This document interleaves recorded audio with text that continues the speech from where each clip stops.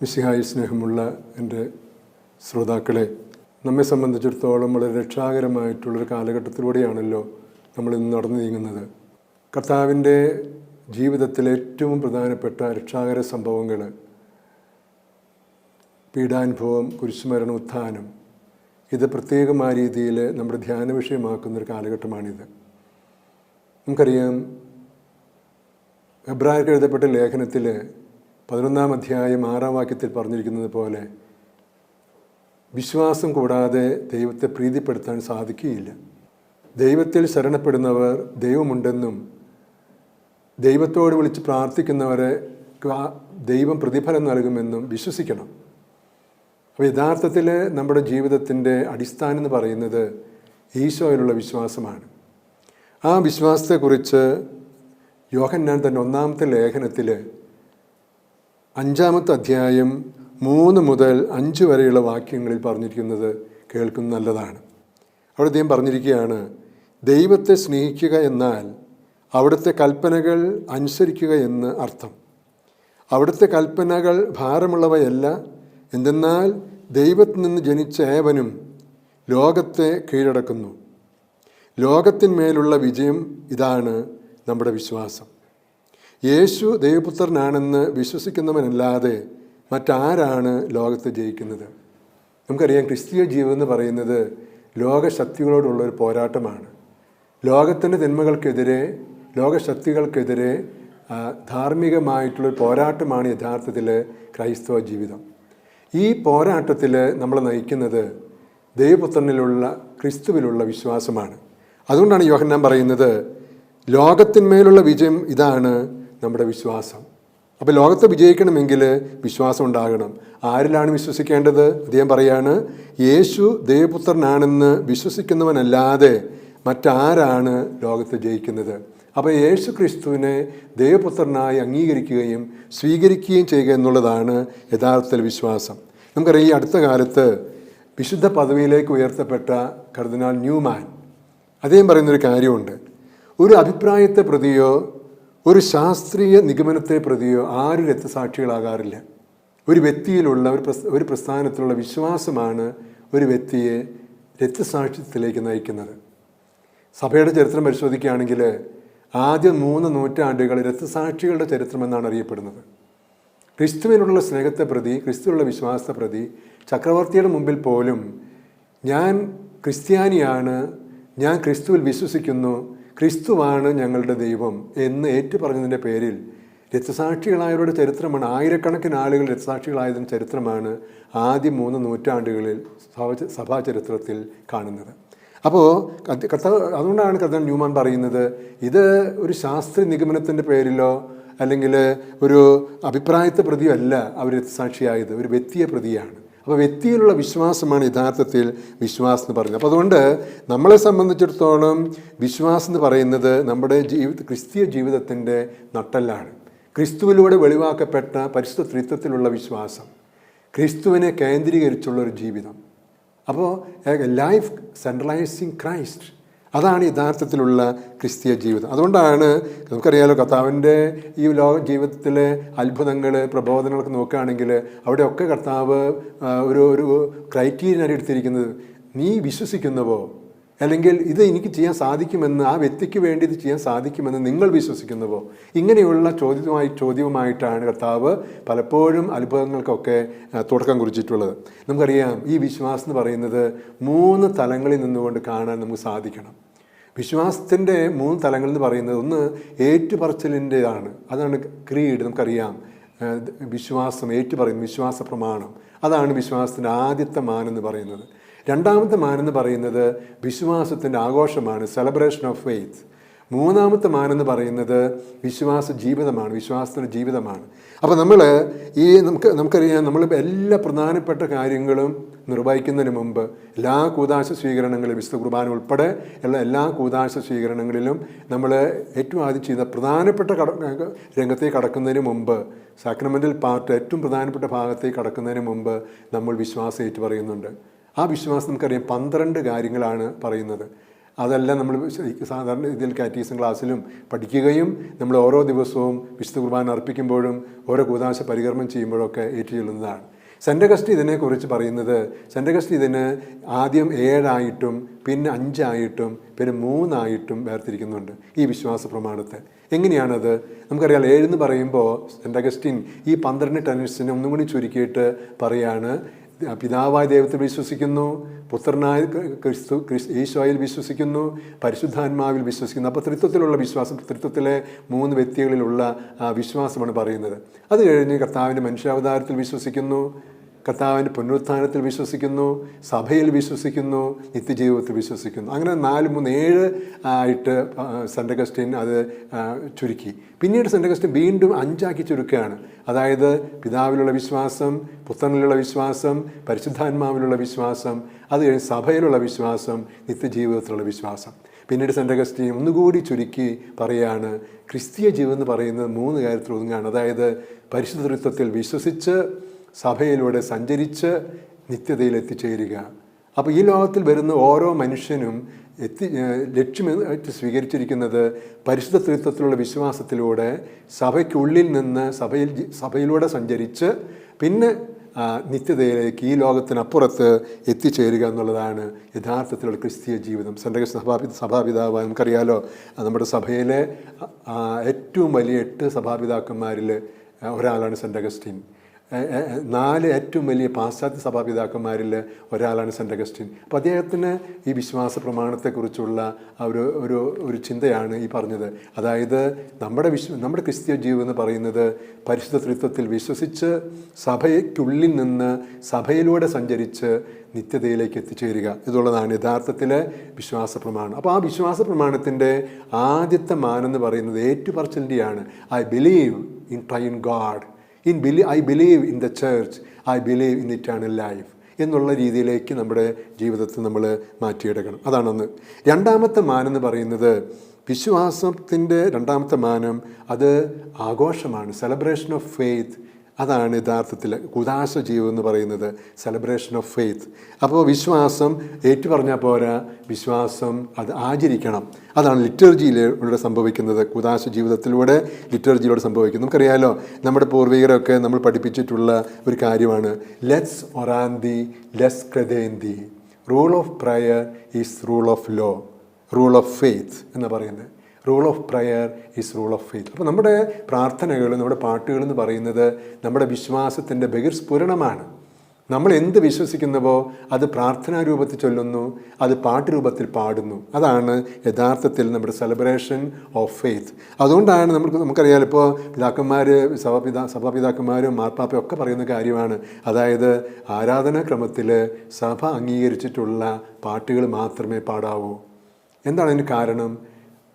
Liturgical Hinds അല്ലെങ്കിൽ ആരാധനാക്രമ ഗീതങ്ങൾ എന്ന് പറയുന്നത് അത് കർത്താവിൻ്റെ കാലത്ത് അപ്പസ്തോലന്മാരിലൂടെ ലഭിച്ച് ആദിമ സഭയിലൂടെ ഇന്ന് വരെ എത്തിയിട്ടുള്ള സഭയുടെ വിശ്വാസമാണ്.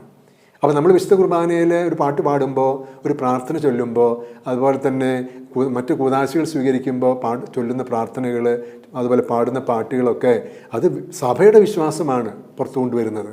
അല്ലാതെ നമ്മുടെ വ്യക്തിപരമായിട്ടുള്ള ബോധ്യങ്ങളോ അല്ലൊന്നല്ല. അതുകൊണ്ടാണ് നമ്മൾ യഥാർത്ഥത്തിൽ ആരാധനാക്രമ ഗീതങ്ങളും ഭക്തിഗാനങ്ങളും തമ്മിലുള്ള വ്യത്യാസം നമ്മൾ മനസ്സിലാക്കണം.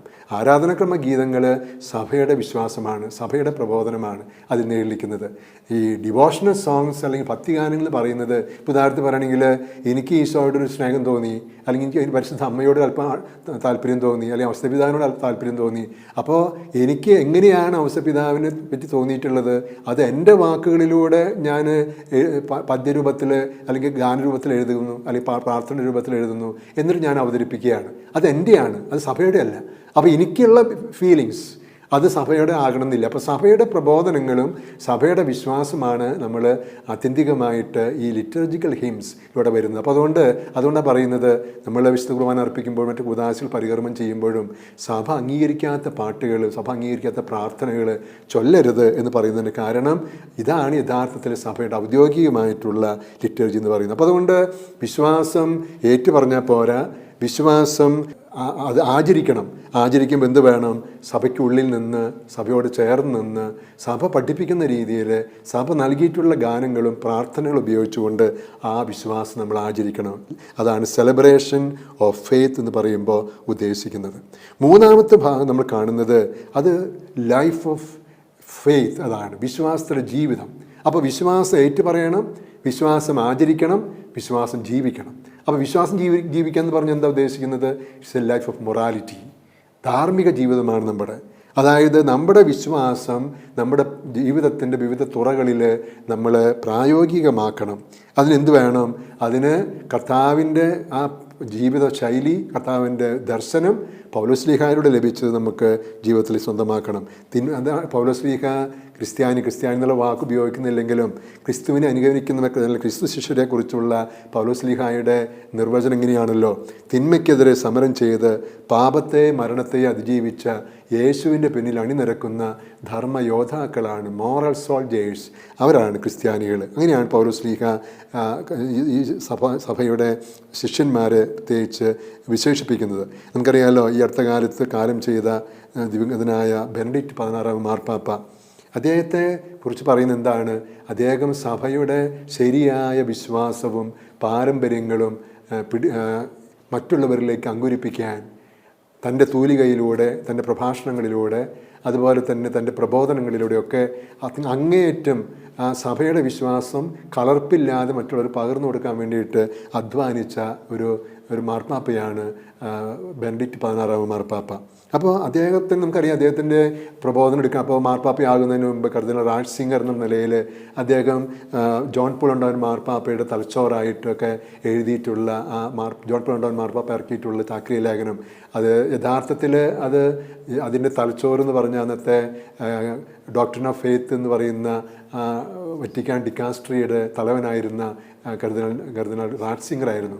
അപ്പോൾ ജോൺ പോൾ രണ്ടാമൻ മാർപ്പാപ്പയുടെ 3-ാം സഹസ്രാബ്ദത്തിലേക്ക്, അല്ലെങ്കിൽ വിശ്വാസവും യുക്തിയും, അല്ലെങ്കിൽ ഏഷ്യയിലെ സഭ എന്നൊക്കെ പറയുന്ന രേഖകൾ പരിശോധിക്കുകയാണെങ്കിൽ അവിടെയൊക്കെ നമുക്ക് കാണാൻ സാധിക്കുന്നത് ഈ സഭയുടെ വിശ്വാസം കലർപ്പില്ലാതെ മറ്റുള്ളവർക്ക് പകർന്നു കൊടുക്കാൻ വേണ്ടി അദ്ദേഹം ചെയ്ത ത്യാഗങ്ങളാണ്, ത്യാഗനിർഭരമായിട്ടുള്ള ശുശ്രൂഷകളാണ്. അതാണ് നമ്മൾ കാണുന്നത്. അപ്പോൾ അദ്ദേഹം മാർപ്പാപ്പയാകുന്നതിന് മുമ്പ് തന്നെ ഈ രീതിയിലാണ് അദ്ദേഹം തൻ്റെ ജീവിതത്തെ കാഴ്ചവെച്ചിട്ടുള്ളത്. പിന്നീട് മാർപ്പാപ്പയായതിനു ശേഷവും അദ്ദേഹത്തിൻ്റെ ചാക്രിയിലെ വളരെ പ്രധാനപ്പെട്ട ഡോക്യുമെൻ്റാണല്ലോ യേശു ഏക രക്ഷകൻ, ദ ഓൺലി സേവിയർ എന്ന് പറഞ്ഞിട്ടുള്ള അത്. അവിടെയും നമ്മൾ കാണുന്നത് യേശു ക്രിസ്തുവിൻ്റെ ആ യുണീക്ക്നെസ്, സഭയുടെ യുണീക്ക്നെസ്, കത്തോലിക്ക സഭ പ്രസൻറ്റ് ചെയ്യുന്ന ഈശോ, ആ ഈശോയാണ് യഥാർത്ഥ ദൈവം, യഥാർത്ഥ ദൈവപുത്രൻ. ആ ദൈവപുത്രനിലുള്ള രക്ഷയാണ് നമ്മുടെ എല്ലാവരുടെയും ലക്ഷ്യം എന്ന് പ്രത്യേകിച്ചെടുത്ത് പറയുന്നതായിട്ട് നമ്മൾ കാണുന്നുണ്ട്. അപ്പോൾ അതുകൊണ്ട് ഈ രീതിയിലുള്ള വിശ്വാസം കലർപ്പില്ലാതെ ജീവിക്കുകയും കലർപ്പില്ലാതെ മറ്റുള്ളവർക്ക് പകർന്നു കൊടുക്കുകയും ചെയ്യുക എന്നുള്ളതാണ് ലൈഫ് ഓഫ് ഫെയ്ത്ത് എന്ന് പറയുമ്പോൾ ഉദ്ദേശിക്കുന്നത്. അപ്പോൾ വിശ്വാസം ഏറ്റുപറയുന്നു, വിശ്വാസം നമ്മൾ ആചരിക്കുന്നു, വിശ്വാസം നമ്മൾ ജീവിക്കാനായിട്ട് പരിശ്രമിക്കുന്നു. അപ്പോൾ അത് ധാർമ്മികതയാണ് യഥാർത്ഥത്തിൽ. അതുകൊണ്ട് എന്ത് വേണം നമുക്ക്? ഈ നമ്മൾ വ്യാപരിക്കുന്ന മേഖലകളിൽ നമ്മൾ പഠിക്കുന്നവരാണെങ്കിലും പഠിപ്പിക്കുന്നവരാണെങ്കിലും ഓഫീസുകളിൽ വർക്ക് ചെയ്യുന്നവരാണെങ്കിലും ബിസിനസ് നടത്തുന്നവരാണെങ്കിലും ഈ സുവിശേഷ മൂല്യങ്ങളിൽ അധിഷ്ഠിതമായ നമ്മുടെ വിശ്വാസത്തിൻ്റെ ആ ഒട്ടും ഒരു തരത്തിലും അതിന് വികലത ഉണ്ടാകാത്ത രീതിയിൽ ജീവിതത്തിലൂടെ പകർന്നു കൊടുക്കാനായിട്ട് നമുക്ക് സാധിക്കണം. ഞാൻ ഓർക്കുകയാണ്, നമ്മുടെ മഹാത്മാഗാന്ധി, അദ്ദേഹം ഇതിൻ്റെ ജീവിതകാലത്ത് ഒരു വിദേശ പത്രപ്രവർത്തക ഒരു പ്രാവശ്യം ഗാന്ധിജിയുടെ അടുത്ത് നിന്ന് ചോദിച്ചു, ബാപ്പുജി, എന്തിനാണ് ധാർമ്മികമായ കാര്യങ്ങളിൽ താങ്കൾ ഇത്രമാത്രം കാർക്കശ്യം വെച്ച് പുലർത്തുന്നത്? ഉടൻ തന്നെ ഗാന്ധിജി വളരെ സ്വതസിദ്ധമായ ശൈലിയിൽ പറഞ്ഞു, മോളെ, ഞാൻ ഇന്ന് ജീവിക്കുന്നുണ്ട്, പക്ഷേ നാളെ എനിക്ക് ജീവിക്കാൻ ആയുസ്സുണ്ടാകുമോ എന്നെനിക്ക് അറിഞ്ഞുകൂടാ. ഇന്ന് ഞാൻ ജീവിക്കുമ്പോൾ എനിക്ക് ഈ ധാർമ്മികതയ്ക്ക് പ്രാധാന്യം കൊടുത്ത് ജീവിക്കാൻ സാധിച്ചില്ലെങ്കിൽ പിന്നെ എനിക്ക് എങ്ങനെയാണ് അതിന് പരിഹാരം ചെയ്യാൻ സാധിക്കുക? നാളത്തെ ജീവിതം എനിക്ക് ഉറപ്പില്ല. അതുകൊണ്ട് ഇന്നത്തെ ജീവിതം എനിക്ക് ഉറപ്പുണ്ട്. അപ്പോൾ ഇന്നത്തെ ജീവിതത്തിൽ ഞാൻ ഈ ധാർമ്മിക മൂല്യങ്ങൾക്ക് പ്രാധാന്യം കൊടുത്ത് ഞാൻ വളരെ കാർക്കശ്യത്തോടു കൂടി തന്നെ ജീവിക്കാൻ ശ്രമിക്കുകയാണ്. നാളത്തെ ജീവിതം എനിക്ക് ഉറപ്പില്ലല്ലോ. അപ്പം അതുകൊണ്ട് പ്രിയപ്പെട്ടവരെ, നമ്മുടെ ജീവിതത്തിൽ നമ്മൾ എപ്പോഴും ചിന്തിക്കേണ്ട കാര്യമാണ്. അതായത് യോഹന്നാൻ എഴുതി വച്ചിരിക്കുന്നത് പോലെ നേരത്തെ നമ്മൾ വായിച്ചു കേട്ടതാണ്. 1-ാമത്തെ ലേഖനത്തിൽ 5-ാം അധ്യായം 4-ാം വാക്യത്തിൽ പ്രത്യേകിച്ചു, എന്തെന്നാൽ ദൈവത്തിൽ നിന്ന് ജനിച്ച ഏവനും ലോകത്തെ കീഴടക്കുന്നു. അപ്പോൾ ദൈവത്തിൽ നിന്ന് ജനിച്ചവൻ എന്ന് പറയുമ്പോൾ ദൈവത്തിൽ ജീവിക്കുന്നവൻ, ദൈവത്തിൽ നിന്ന് ജനിച്ച് ദൈവത്തോടു കൂടി ദൈവത്തിൽ ജീവിക്കുന്നവൻ, ആ ദൈവം കാണിച്ചു തന്ന സഭയിലൂടെ യാത്ര ചെയ്യുന്നവൻ, അവൻ ഒരിക്കലും ലോകത്തിൻ്റെ കെട്ടുപാടുകൾക്ക് അല്ലെങ്കിൽ ലോകത്തിൻ്റെ ശക്തികൾക്ക് ഒരിക്കലും അവൻ വിധേയപ്പെടാൻ സാധിക്കുകയില്ല. കാരണം അവൻ ദൈവത്തോടു കൂടിയുള്ള ജീവിതമാണ് നയിക്കുന്നത്. അപ്പം അതുകൊണ്ട് ലോകത്തിൻ്റെ പ്രവണതകളെ അതിജീവിക്കുന്നവരാണ് യഥാർത്ഥത്തിലുള്ള വിശ്വാസികൾ. അങ്ങനെയാണെങ്കിൽ നമ്മൾ ഈ പ്രത്യേകിച്ച് നോമ്പ് കാലഘട്ടത്തിൽ മുന്നോട്ട് പോകുമ്പോൾ നമ്മളിൽ എത്ര പേർക്ക് ഞാൻ യഥാർത്ഥ വിശ്വാസിയാണെന്ന് പറയാൻ സാധിക്കും? യഥാർത്ഥ വിശ്വാസി ആകണമെങ്കിൽ ഈ വിശ്വാസത്തിൻ്റെ 3 മാനങ്ങൾ നമ്മുടെ ജീവിതത്തിൻ്റെ ഭാഗമാകണം. അതായത് ഉള്ളിൽ തട്ടി വിശ്വാസം ഏറ്റുപറയുന്നവരാകണം നമ്മൾ. നേരം വെളുത്ത് നമ്മൾ കുർബാനയ്ക്ക് വരുമ്പോൾ അല്ലെങ്കിൽ കൊറ്റ കൂദാശകൾ പരികർമ്മം ചെയ്യാനായിട്ട് വരുമ്പോൾ ഈ വിശ്വാസ പ്രമാണം ഉള്ളിൽ തട്ടി പറയാൻ പറ്റുന്ന രൂപത്തിലാണോ ഞാൻ വരുന്നത്? എൻ്റെ മനോഭാവം എന്താണ്? എൻ്റെ ആഭിമുഖ്യം എന്താണ് എന്നൊക്കെ നമുക്ക് ഗൗരവത്തിൽ ചിന്തിക്കാനായിട്ട് സാധിക്കണം. അപ്പോൾ യഥാർത്ഥത്തിൽ ഈ വിശ്വാസം ബെനഡിക്റ്റ് 16 മാർപ്പാപ്പയെ പോലെ സഭയുടെ വിശ്വാസം കലർപ്പില്ലാതെ ഏറ്റുപറയാനും കലർപ്പില്ലാതെ എഴുതാനും കലർപ്പില്ലാതെ മറ്റുള്ളവർക്ക് പകർന്നു കൊടുക്കാനൊക്കെയുള്ള താല്പര്യം നമുക്കെപ്പോഴും ഉണ്ടാകണം. അതാണ് ആദ്യമായിട്ട്. അതുപോലെ തന്നെ ഞാൻ ഏറ്റുപറയുന്ന വിശ്വാസമാണ് യഥാർത്ഥത്തിൽ എൻ്റെ കൂദാശ ജീവിതം. ഞാൻ വിശുദ്ധ കുർബാനയിൽ പങ്കുചേരുമ്പോൾ അല്ലെങ്കിൽ കൂദാശകൾ പരികർമ്മം ചെയ്യുമ്പോൾ നമുക്കൊരു ചിന്തയുണ്ടാകണം. അതായത് ഞാൻ ചൊല്ലുന്ന പ്രാർത്ഥന, ഞാൻ പാടുന്ന പാട്ട് യഥാർത്ഥത്തിൽ എൻ്റെ വിശ്വാസത്തിൻ്റെ റിഫ്ലക്ഷൻ ആയിരിക്കണം. ഞാൻ ഒന്ന് വിശ്വസിക്കുന്നെന്ന് ഒരു തരത്തിൽ പറയുകയും പിന്നീട് എൻ്റെ സെലിബ്രേഷൻ ഓഫ് ഫെയ്ത്ത് അതനുസരിച്ച് ആകാതിരിക്കുകയും ചെയ്തു കഴിഞ്ഞാൽ നമ്മൾ അർപ്പിക്കുന്ന വിശുദ്ധ കുർബാന, നമ്മൾ പങ്കുചേരുന്ന വിശുദ്ധ കുർബാന, അതുപോലെ നമ്മൾ സ്വീകരിക്കുന്ന കൂദാശകളൊക്കെ അർത്ഥരഹിതമായി തീരും എന്നുള്ളതിനെ കുറിച്ച് യാതൊരു സംശയവുമില്ല. അപ്പം അതുകൊണ്ട് നമ്മുടെ ജീവിതത്തിൽ അത് ജീവിതത്തിൻ്റെ ഭാഗമായി എടുക്കാനായിട്ട് സാധിക്കണം. അതുപോലെ തന്നെ നമുക്കറിയാലോ, നമ്മൾ വിശ്വസിച്ചാൽ പോരാ, നമ്മൾ വിശ്വാസം ആചരിച്ചാൽ പോരാ, പള്ളിയിൽ പോയി കുർബാനയിലും മറ്റു കൂദാശകളിലും പങ്കെടുത്താൽ പോരാ. അത് കഴിഞ്ഞുള്ള നമ്മുടെ ജീവിതമുണ്ട്, ബലി അനന്തര ജീവിതം. അതാണ് നമ്മൾ വ്യാപരിക്കുന്ന മേഖലകളിലുള്ള നമ്മുടെ ജീവിതം എന്ന് പറയുന്നത്.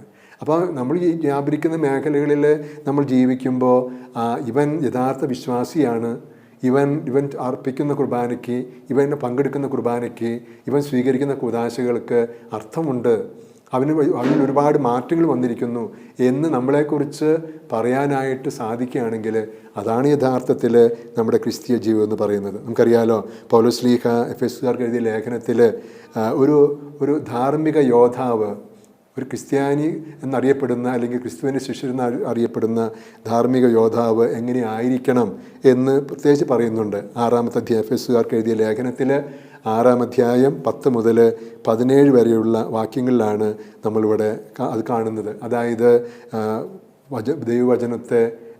ദൈവവചനത്തെ പടച്ചട്ടിയായി സ്വീകരിച്ച്, അതുപോലെ ദൈവവചനവും നീതിബോധവും അതുപോലെ തന്നെയുള്ള ഒരു ജീവിതം നയിച്ച് വചനത്തിൽ അധിഷ്ഠിതമായിട്ടുള്ള, സുവിശേഷത്തിൽ അധിഷ്ഠിതമായിട്ടുള്ള ഒരു ജീവിതം നയിക്കാനായിട്ട് സാധിക്കണം എന്നാണ് അവിടെ പൗലോസ്ലീഹ നമ്മൾ ഓർമ്മപ്പെടുന്നത്. അപ്പം അതുകൊണ്ട് വിശ്വാസമില്ലാതെ ദൈവത്തെ പ്രീതിപ്പെടുത്താൻ ആർക്കും സാധിക്കുകയില്ല. അതാണ് ഹെബ്രായർക്കാർക്ക് എഴുതപ്പെട്ട ലേഖനത്തിൽ നമ്മൾ കാണുന്നത്. വിശ്വാസമില്ലാതെ ദൈവത്തെ പ്രീതിപ്പെടുത്താൻ ആർക്കും സാധിക്കുകയില്ല. വിശ്വാസം എന്ന് പറയുന്നത് അത് ഏറ്റുപറഞ്ഞ മാത്രം പോരാ. വിശ്വാസം എന്ന് പറയുന്നത് കൂദാശകൾ സ്വീകരിച്ച മാത്രം പോരാ. വിശ്വാസം എന്ന് പറയുന്നത് ജീവിതത്തിൻ്റെ ഭാഗമാകണം. പ്രതിബദ്ധതയുള്ള ഒരു വിശ്വാസ ജീവിതം, അത് ജീവിതത്തിൽ തൊടുന്നതായിരിക്കണം. നമ്മളെയും മറ്റുള്ളവരെയും തൊടുന്ന രീതിയിൽ വിശ്വാസം ജീവിക്കാനായിട്ട് സാധിക്കണം. അതുകൊണ്ടാണ് കർത്താവ് നമ്മളെ ഓർമ്മപ്പെടുത്തുന്നത്.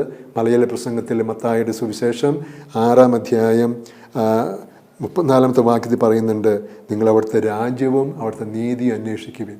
നമ്മൾ ഒരുപാട് കാര്യങ്ങളെക്കുറിച്ച് വ്യഗ്രചിത്തരാണ്. നമ്മുടെ ജീവിതത്തിൽ ഒരുപാട് കാര്യങ്ങൾ, നമുക്ക് ഉള്ളതും ഇല്ലാത്തതുമായ കാര്യങ്ങൾ, നമുക്ക് പേടിയുള്ള കാര്യങ്ങളൊക്കെ ഉണ്ട്, ഒക്കെ ശരിയാണ്. അതിനെക്കുറിച്ച് നമ്മൾ ആകുലചിത്തരാണ്. പക്ഷേ ഇതിനെല്ലാറ്റിനും പരിഹാരം തരാൻ സാധിക്കുന്ന ഒരു വ്യക്തി കർത്താവാണ് എന്ന് മനസ്സിലാക്കിയിട്ട് കർത്താവിൽ ആശ്രയിച്ച് കർത്താവിൻ്റെ വചനത്തിൽ വിശ്വസിച്ചുകൊണ്ട് നമ്മൾ മുന്നോട്ട് പോകുമ്പോഴാണ് അതിനൊക്കെ കർത്താവ് നമ്മുടെ കൂടെ ഉണ്ടാകും എന്നുള്ള ബോധ്യം നമുക്ക് വരുന്നത്. അതുകൊണ്ടാണ് പറയുന്നത്, നിങ്ങൾ ഒന്നിനെക്കുറിച്ച് ആകുലപ്പെടേണ്ട. നിങ്ങളുടെ ശരീരത്തെക്കുറിച്ചോ നിങ്ങളുടെ വസ്ത്രത്തെക്കുറിച്ചോ നിങ്ങളുടെ ഭക്ഷണത്തെക്കുറിച്ചോ ഒന്നിനെക്കുറിച്ച് ആകുലപ്പെടേണ്ട. നിങ്ങൾ എന്താണ് ചെയ്യേണ്ടത്? നിങ്ങൾ ദൈവത്തിൻ്റെ രാജ്യവും അവിടുത്തെ നീതിയും അന്വേഷിക്കണം. അപ്പോൾ ദൈവത്തിൻ്റെ രാജ്യവും അവിടുത്തെ നീതിയും അന്വേഷിക്കുക എന്ന് പറഞ്ഞാൽ ദൈവപുത്രനെ ലോകരക്ഷകനായി ദൈവപുത്രനായി അംഗീകരിച്ച് ജീവിച്ച് മുന്നോട്ട് പോവുക എന്നുള്ളതാണ്. അതാണ് യഥാർത്ഥത്തിൽ ഈ അവിടുത്തെ രാജ്യവും അവിടുത്തെ നീതിയും അന്വേഷിക്കുക എന്ന് പറയുമ്പോൾ ഉദ്ദേശിക്കുന്നത്. അപ്പോൾ അതുകൊണ്ട് നമ്മൾ ഈ 50 നോമ്പ് കാലഘട്ടത്തിലൂടെ നടന്നു നീങ്ങുമ്പോൾ നമ്മുടെ ജീവിതത്തിൻ്റെ ഭാഗമായിട്ട് എടുക്കണം. ഞാൻ ഏറ്റുപറയുന്ന വിശ്വാസം, ഞാൻ ആചരിക്കുന്ന വിശ്വാസം, ഞാൻ ജീവിക്കുന്ന വിശ്വാസം എന്തുമാത്രം പൊരുത്തപ്പെട്ടു പോകുന്നുണ്ട്. അത് എന്നെക്കുറിച്ച് ആളുകൾ നീ ഒരു ക്രിസ്തീയ വിശ്വാസിയാണ് എന്നാണല്ലോ ഞാൻ അറിയപ്പെടുന്നത്. പുറമേ മറ്റുള്ളവരെ കാണുമ്പോൾ നമ്മുടെ സഭയ്ക്കുള്ളിലും സഭയ്ക്ക് പുറത്തും മറ്റുള്ളവർ നമ്മളെ കാണുമ്പോൾ നമ്മളെക്കുറിച്ച് പറയും അവൻ ക്രിസ്ത്യാനിയാണ്, ക്രിസ്തീയ വിശ്വാസിയാണെന്ന് പറയും. പക്ഷേ അങ്ങനെ ഒരാൾ പറയുമ്പോൾ ആ ആൾ എന്നെ ഏത് രീതിയിലാണ് കാണുക, ഏത് രീതിയിലാണ് എന്നെ വിലയിരുത്തുക, ഇപ്പോഴത്തെ തന്നെ പോക്ക് അനുസരിച്ച് എനിക്ക് എത്ര ശതമാനം മാർക്ക് കിട്ടാൻ സാധ്യതയുണ്ട് എന്ന് ഞാനും നിങ്ങളും വിലയിരുത്തിയാൽ നമ്മുടെ ഈ നോമ്പുകാല ആചരണം എല്ലാ തരത്തിലും അർത്ഥപൂർണ്ണമാകുമെന്നാണ് എനിക്ക് എൻ്റെ വിശ്വാസം. അതായത് പിന്തിരിഞ്ഞ് നോക്കിയിട്ട് നമ്മുടെ ജീവിത തപശ്ചര്യകളിലൂടെ നമ്മുടെ നോമ്പ് അർത്ഥപൂർണ്ണമാക്കാനായിട്ട് നമുക്ക് സാധിക്കണം. അതിന് നിങ്ങൾക്ക് എല്ലാവർക്കും കഴിയട്ടെ എന്ന് ഞാൻ ആശംസിക്കുന്നു, പ്രാർത്ഥിക്കുന്നു. പരിശുദ്ധ അമ്മയുടെയും വിശുദ്ധ ഔസേപ്പ് പിതാവിൻ്റെയും നമ്മുടെ എല്ലാവരുടെയും സ്വർഗീയ മധ്യസ്ഥരുടെയും പ്രത്യേക മധ്യസ്ഥതയിൽ ഈ കൃപയ്ക്ക് വേണ്ടി നമുക്ക് പ്രത്യേകിച്ച് പ്രാർത്ഥിക്കാം. ഈശോ മിശിഹായ്ക്ക് സ്തുതിയായിരിക്കട്ടെ. ആമേൻ.